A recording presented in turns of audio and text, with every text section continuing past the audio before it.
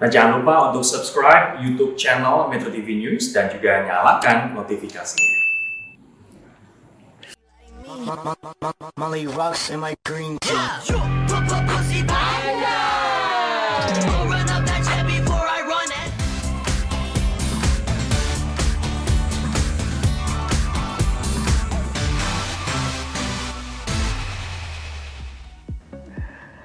Anjay, ramai sekali kata yang satu ini ya. Beberapa minggu terakhir ini menyita perhatian warga plus 62 karena menuai pro kontra.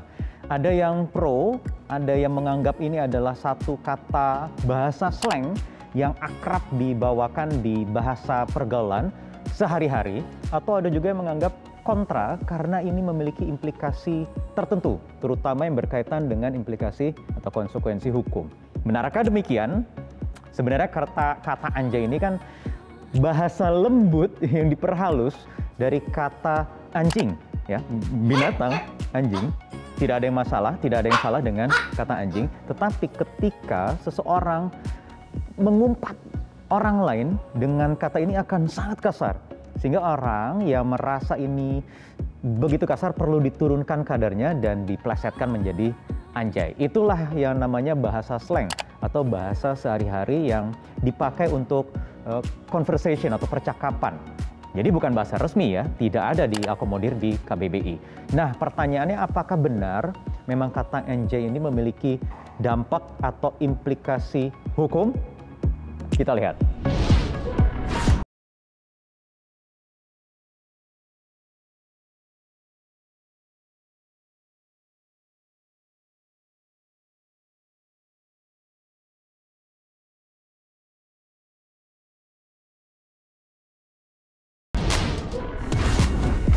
Kata anjay sebenarnya bukan hal yang baru dalam khazanah bahasa Indonesia. Sepanjang perjalanan bahasa Indonesia selalu muncul dan berkembang. Ada bahasa-bahasa atau istilah-istilah baru yang tadi saya sebut sebagai bahasa slang. Yang awalnya mungkin hanya dipahami dan digunakan untuk komunitas-komunitas tertentu. Dalam konteks yang informal, jadi bukan bahasa resmi jelas.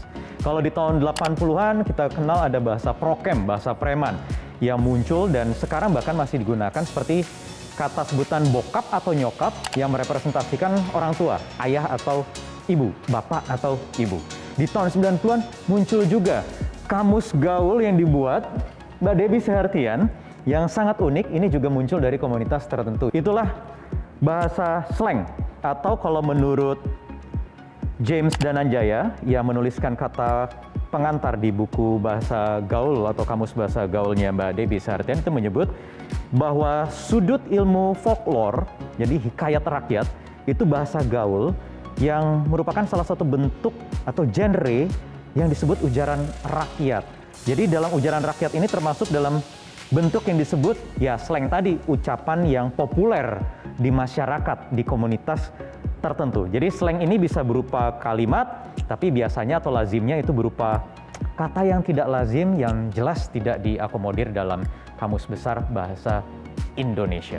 Nah, saya ingin tanyakan hal ini, soal yang ramai-ramai sekarang ini, dengan Mbak Debbie Sehartian. Tapi kayaknya saya memang harus bawa kamusnya ya. Takutnya Mbak Debbie ngomongnya pakai bahasa gaulnya dia, saya nggak begitu paham. Deg-degan. Mbak Debbie, apa kabar? Mas Wahyu, apipun kabaret, akika bayem. Bener kan ada bayem-bayem sekarang. Ini untung saya udah pegang kamusnya loh, kamus gaulnya. Tunggu. Ulang, Mbak. Apipun kabaret. Apa kabar? Iya. Akika bayem, kawan doa gimana? Bayem. Baik. Bayem berarti. Mbak Debbie, ini kan Mbak Debbie pernah bikin kamus gaul. Saat itu bahasa slang ini kan sangat dipakai sekali, dimanfaatkan sekali untuk anak-anak muda, anak gaul di Jakarta paling enggak ya, bahkan di kota-kota besar di Indonesia. Sekarang muncul lagi ada istilah-istilah slang yang sudah disesuaikan dengan tren saat ini. 20 hampir 30 tahun. Mbak Debbie ngelihatnya bagaimana? Memang bahasa itu, apalagi bahasa pergaulan alternatif Ya. itu berkembang terus. Ada masanya, walaupun masih dipakai, ada yang ditinggalkan juga. Ada masanya sebenarnya. Jadi kayak bahasa preman pada tahun 80-an. 80-an prokem. Oh, prokem.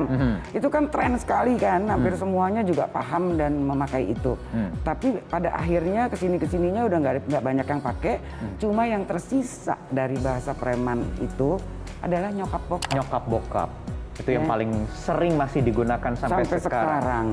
Nah, sama juga dengan bahasa gaul. Bahasa gaul pada tahun 90-an akhir itu banyak digunakan oleh anak-anak muda. Ya. Gitu.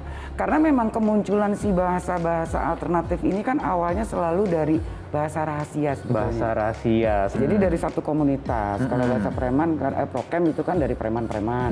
Nah, kalau bahasa gaul ini itu awalnya dari kaum transseksual. Akhirnya diambil alih oleh anak-anak muda. Anak-anak muda saat itu. Yang paling masih kepake sampai sekarang dari kamus edisi Litonga Ketigana. Edisi ketiga maksudnya. Edisi Litonga Ketigana, betul. Apa Mbak yang masih kepake sampai sekarang? Sampai sekarang hampir semua kosakata yang ada di dalam buku itu masih terpakai. Seperti contoh yang paling gampang, makan Makassar. Lapar berat, lapangan bola. Lapangan bola ini udah jam makan siang. Ember. Ember itu paling sering. Ember. Sekarang muncul lah Anjay dan kawan-kawannya. Iya, betul. Kalau menurut Mbak Debbie, Anjay itu masuknya ke alay ya. Iya. Ya, karena kayak istilah baper, kuy, gabut. Perlu dibikin kamus juga nggak? Kira-kira menurut Mbak Debbie? Kalau mau dibikin kamus agak terlalu sedikit dan mudah dipahami. Oh, harus diperkaya dulu. Ini bukan sembarang kamus yang memang hanya ditangkap dari fenomena yang terjadi dari masyarakat, tetapi juga kata pengantarnya ada, ini almarhum ya, Pak James Dananjaya ya? Pak James Dananjaya. Guru besar folklore dan di bidang bahasa. Universitas Indonesia mendapat pengakuan. Artinya memang bahasa-bahasa slang seperti ini memang diakui keberadaannya? Diakui keberadaannya, karena memang bahasa slang itu kan masuknya di kategori bahasa informal atau bahasa tidak resmi. Jadi seberapa penting bahasa-bahasa slang ini untuk hadir di tengah-tengah masyarakat? Kalau bicara berapa penting, sangat penting. Sangat penting. Coba kita bayangkan kalau kita dalam pergaulan sehari-hari menggunakan bahasa formal. Seperti apa coba? Boro-boro mencairkan suasana, ya kan? Yang ada semuanya kaku jadinya, gitu. Oke, kalau gitu saya tunggu kamus berikutnya, Mbak Debbie. Edisi Litonga Ketigana mungkin ada keempatnya. Yang keempit, yang kelimbah, yang keenam, nah, kan. tuyul, saya buka kamus lagi deh. Oke. Oke, yang jelas Akika lapangan bola mau makan dulu ya. Akika juga dulu. Oh ya udah, kita makan bareng kalau gitu ya. Oke, yuk barongsai. Yuk. Barongsai. Bicara tentang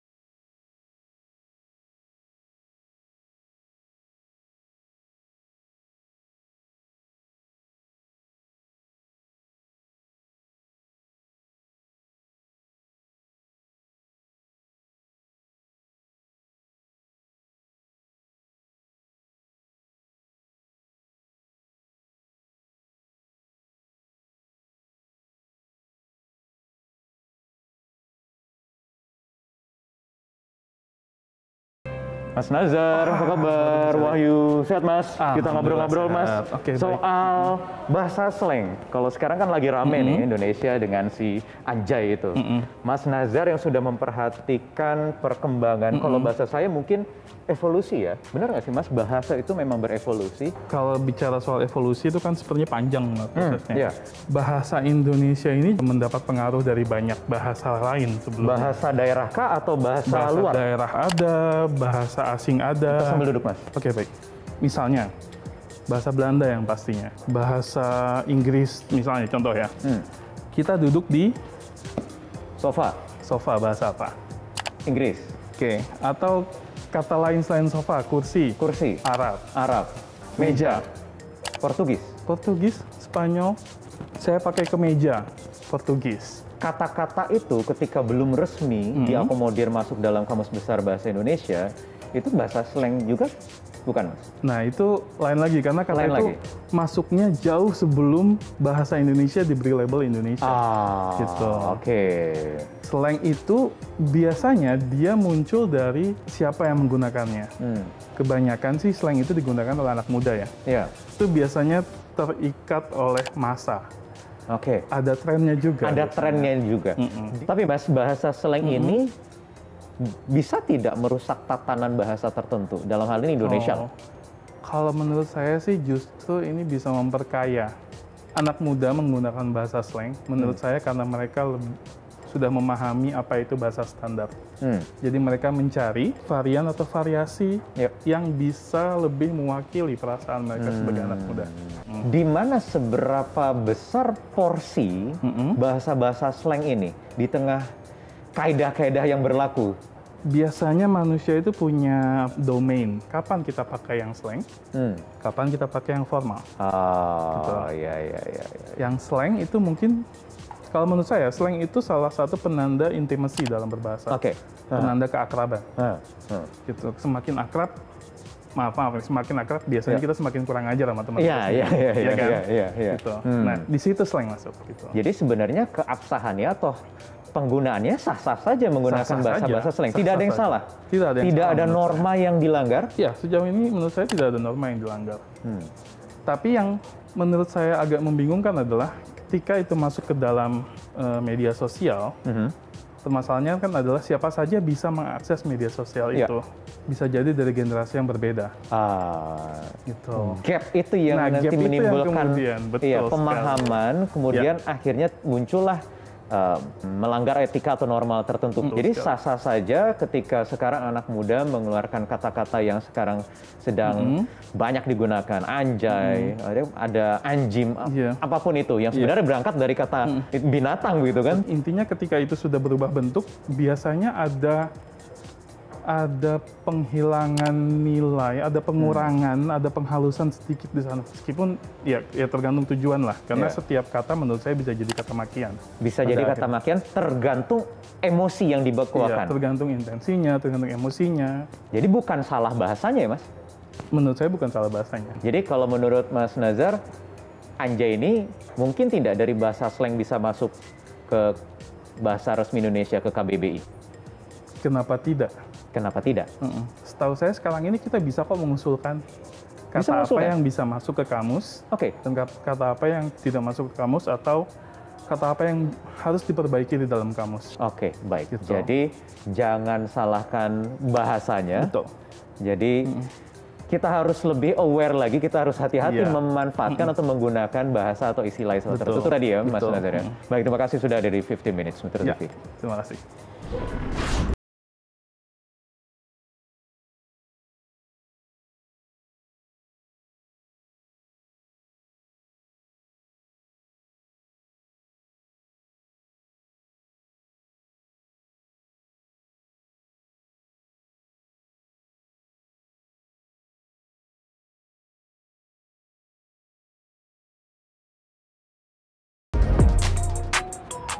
Jadi yang harus kita pahami adalah bahasa itu akan terus berkembang seiring dengan tren dan juga perkembangan zaman yang berlaku, terutama di tengah-tengah komunitas. Jadi, bukan tidak mungkin akan terus bermunculan istilah-istilah baru, bahasa-bahasa slang yang baru, yang mendobrak pakem Kamus Besar Bahasa Indonesia. Yang paling penting adalah bagaimana memanfaatkan, menggunakan bahasa tersebut dengan intonasi dan tujuan yang pas agar tidak melanggar norma dan etika tertentu. Saya Wahyu Wibowo, kita berjumpa di 15 Minutes berikutnya. Bye.